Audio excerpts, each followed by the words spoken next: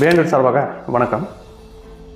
கடந்த 19ஆம் தேதி பிரான்ஸ் தலைநகர் பாரிஸில் உலக பிரசித்தி பெற்ற மிக பழமையான லூவர் மியூசியத்தில்